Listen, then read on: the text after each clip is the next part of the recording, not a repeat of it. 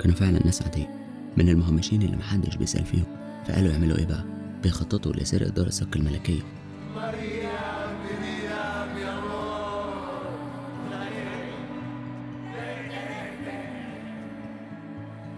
دي أهم عملية في حياتنا، يعني نعدي بيها لبر الأمان يا إما نغرق.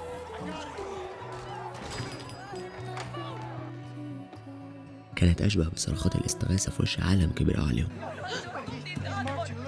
ما كانش أول عمل فني يتكلم عن عمليات السرقة، بس المرة دي كان في حاجة مش طبيعية، لأنه ما بقاش عمل فني للترفيه. بقيت أشوف الناس بتقلدهم في الشوارع.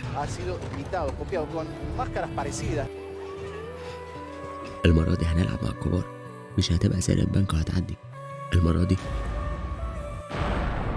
هتولع أولاد البنك. ما هو مينفعش بأي شكل من الأشكال يبقى كاظم بيه هو اللي مدور الدنيا دي كلها.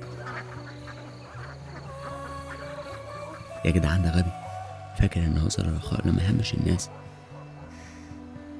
وما يعرفش إنها محروقة. وصدقني وقتها هنلاقي نفسنا في آخر قاع ممكن نوصله. الحكاية كلها بدأت من هنا.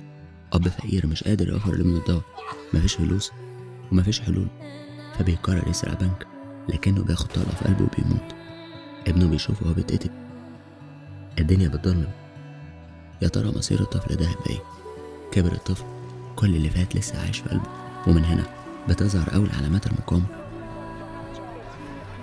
بيخطط لعملية كبيرة، واللي هينفذها ما هو ماشيين من الطبقات الفقيرة، ما عندهمش حاجة يخسروها. كل حد فيهم ليه قصة بيحاول يهرب منها. دخلوا البنك وحاصرهم البوليس.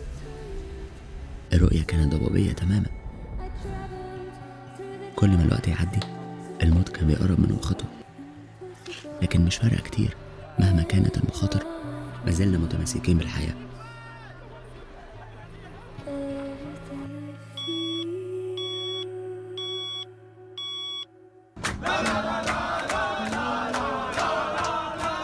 Pero cuando una ONG rescata a una embarcación llena de inmigrantes y en el momento en el que se encuentran a salvo empiezan a cantar el Bella Ciao.